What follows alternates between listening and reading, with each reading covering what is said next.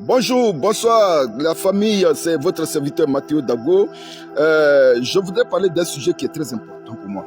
Voilà, un sujet très important pour les Ivoiriens. Parce que depuis un certain moment dans la vie politique ivoirienne, j'entends beaucoup parler de crise post-électorale.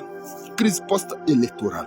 Comme si les Ivoiriens sont morts après la crise, après les élections de 2010 je crois.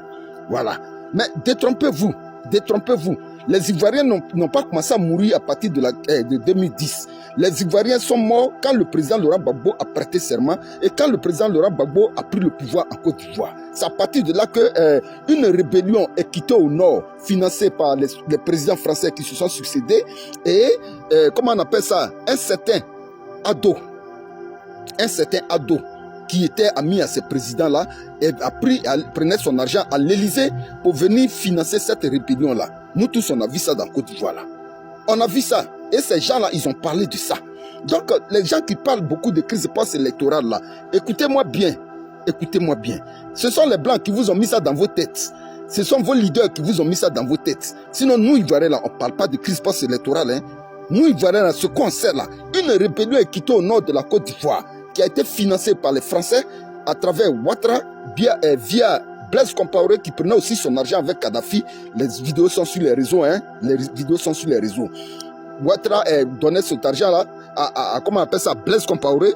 Et Blaise Compaoré, c'est lui qui était le financier de tous ces enfants-là. Vous comprenez? Donc, votre expression du genre crise post-électorale là, attendez seulement.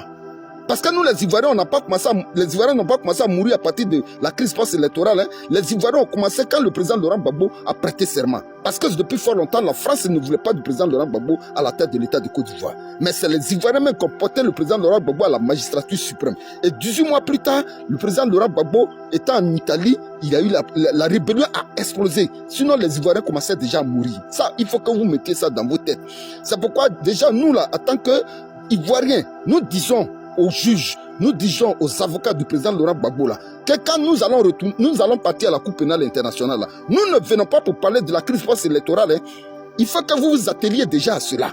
Voilà. Les Ivoiriens ont commencé à mourir à partir de 2000 quand le président Laurent Gbagbo a pris le pouvoir. C'est là que les complots sont rentrés pleins en Côte d'Ivoire. On a vu beaucoup de complots en Côte d'Ivoire. Même Gueye qui a été tué là, c'est parce que Ouattara s'est vite traité. Ouattara a vu que Gueye n'a pas tenu sa parole. Voilà comment le pouvoir d'Abidjan a tué Gueye. Ça là, nous les Ivoiriens, on sait ça. Donc vous êtes là, vous vous moquez de la mort des Ivoiriens. Vous jouez à la mort des Ivoiriens comme des gens qui jouent au ballon de tennis. Les RDA, bon, elles jouent à côté. Ouais, c'est vous qui êtes venus à la rébellion. Les soroïstes là, bon, c'est vous qui nous avez financés. Vous vous amusez à la mort des Ivoiriens. Vous vous amusez avec la mort des Ivoiriens. Mais quand nous allons retrouver à la Cour pénale internationale sur comment on appelle ça, la partie Côte d'Ivoire 2 ou 3 là, c'est là que vous allez savoir véritablement. Parce qu'à la Cour pénale internationale, nous avons vu où le président Laurent Gbagbo et le ministre Charles Blé Goudé, à chaque fois qu'ils veulent revenir en arrière pour parler de ce qui s'est passé en 2002, les juges de la Cour pénale internationale leur disaient toujours, non, nous ne sommes pas là pour parler de 2002, mais nous sommes là pour parler de 2010. Et à chaque fois, tout le procès qui s'est déroulé, ça a été sur 2010. Ça a été sur 2010. Mais nous disons que les Ivoiriens ne sont pas morts à partir de 2010. Donc l'expression crise post-électorale, nous les Ivoiriens, on n'a pas épousé ça. Votre expression qui vous fatigue tant, ou vous parliez de crise post-électorale, c'est pas de ça que nous les Ivoiriens on parle. Hein. C'est pas de ça que nous on parle. Parce que déjà avant 2010 là même, les complots là, nous allons parler tous de ça. Nous allons parler tout. Parce que vous avez tout fait. Vous avez endeuillé la Côte d'Ivoire. Vous avez endeuillé la Côte d'Ivoire depuis 2000. Depuis 2000. Et le procès a duré plus de 10 ans quand Ouattara a pris le pouvoir. Quand Ouattara a pris le pouvoir, la Cour pénale internationale, qui est une mafia, a décidé de juger le président Laurent Gbagbo et le ministre Charles Blé Goudé. Ils les ont maintenus comme des moyens de pression sur le pouvoir d'Abidjan. Voilà comment Ouattara, voyant que le pouvoir, comment on appelle ça, étant déjà au pouvoir en Côte d'Ivoire et que la Cour pénale internationale, à travers la France, lui faisait, comment on appelle ça, du chantage, il a tout vendu en Côte d'Ivoire. Ouattara a tout vendu, presque tout, aux Français en Côte d'Ivoire. Parce que à chaque fois que Ouattara voulait prendre une décision, la Cour pénale était obligée de lui brandir le carton rouge du président Laurent Gbagbo qui maintenait déjà dans les JO de la Cour pénale internationale. Donc votre langage qui vous fatigue tant, et quand vous êtes là, vous vous amusez avec la mort des Ivoiriens là, nous ne parlons pas de crise post-électorale. À la Cour pénale internationale, bientôt là, nous allons commencer à partir de 2002, à partir de 2000. Surtout 2000, où vous avez envoyé cette rébellion-là, c'est au nord. Vous avez pris des artistes comme le Tiken Jah, l'Alpha déjà, qui se sont, comment on appelle ça, occupés du volet culturel même de cette rébellion-là. Tout ça, là, nous, on sait ça. On sait ça. Parce qu'on sait que quand Ouattara a donné l'argent au IB, là, c'est plus tard que IB a appelé Soro au secours pour... IB a été contacté par Soro pour jouer le rôle, pour s'occuper du volet politique de cette rébellion. Nous, les Ivoiriens, là, on sait ça. Donc, ne vous pressez pas. Vous jouez avec la mort des Ivoiriens. Et sur les panels, sur les réseaux, dans des propos des intellectuels, à chaque fois, ce qui est récurrent, la crise post-électorale. La crise post-électorale. Côte d'Ivoire, il n'y a pas eu crise post-électorale. Côte d'Ivoire, il y a eu une rébellion qui est venue attaquer et endeuiller les Ivoiriens. C'est ce que nous savons.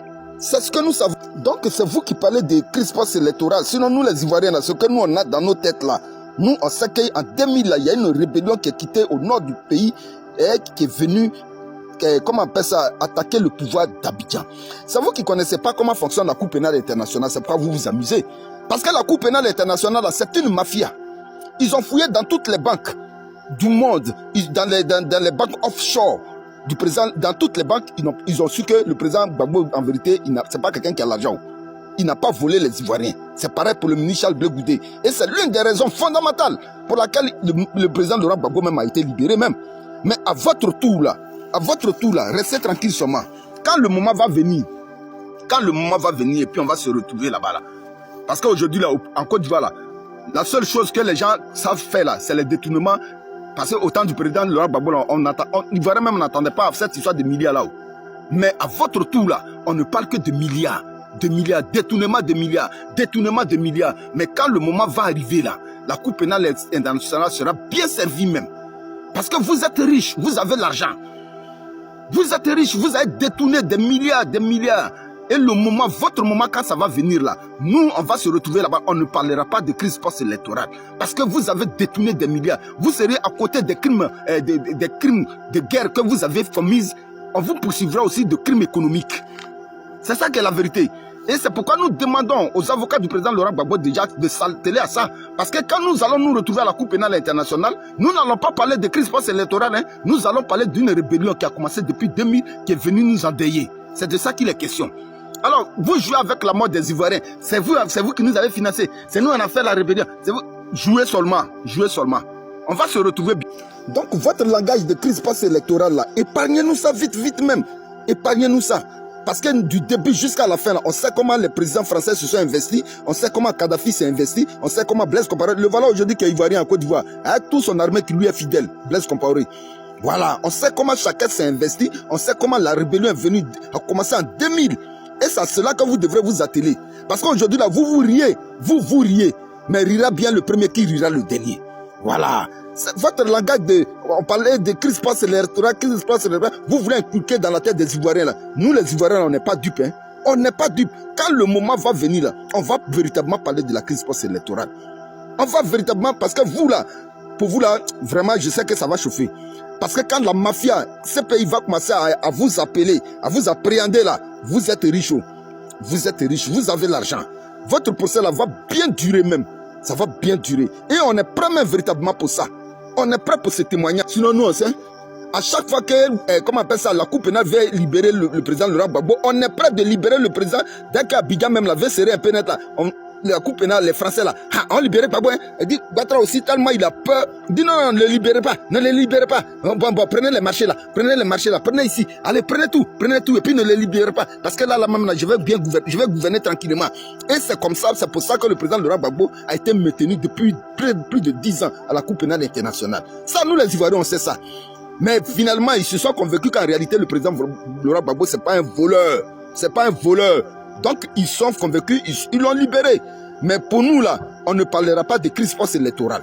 On va parler de rébellion qui a commencé au nord de la Côte d'Ivoire, qui a empoisonné les esprits de nos frères du Nord, qui les a enrôlés pour venir enterrer les Ivoiriens. C'est par là que nous-mêmes, on va commencer. Voilà, c'est pas là. Donc vous les soroïstes et puis les ados-moutons là, ce que vous devrez avoir en mémoire là, quand on va se retrouver là-bas là, c'est pas une histoire de Crispus et Torah, mais c'est une question de, c'est une histoire de rébellion est venue enterrer la Côte d'Ivoire à partir de 2000. Sur ce les frères, on est prêt pour ça. On est prêt et bonsoir chez vous.